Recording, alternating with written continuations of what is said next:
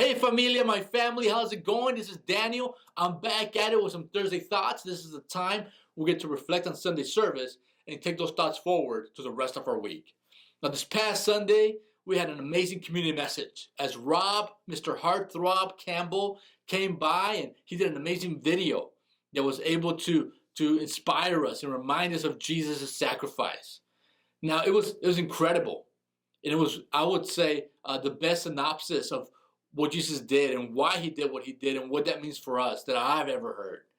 As Robert was able to remind us of what the sacrifice really means and what it means that Jesus is the good shepherd. Now, if you didn't get a chance to watch it, let me tell you, like the Campbell soup, it was good.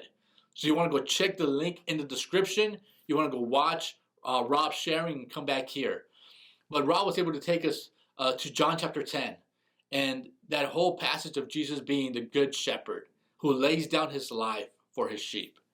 And as I think about that, and as Rob reminded us of the incredible love Jesus has for us, we're all inspired as we saw the very best. He gave his very best so that we may have an opportunity to connect with God every day. So we may have that chance to be united with Christ and give our whole selves over. And then doesn't just end there, all the promises that Rob listed, all the promises that God has for us. And here's a quick list of the promises God has for your life.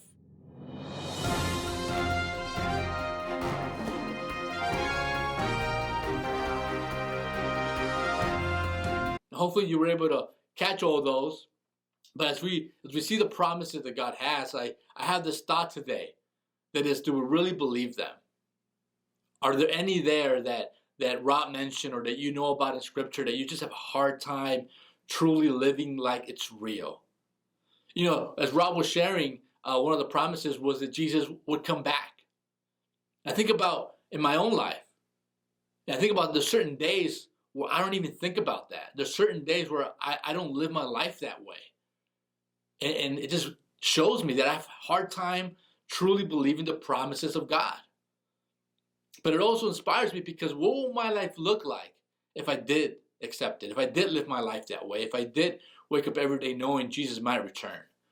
I think about how I will be less stressed, how I wouldn't let little things get to me, how I will be filling my time in my life with good things. And so, you know, that's just one example. But what about you? Is there any promises of God or any promise of God that you have a hard time accepting?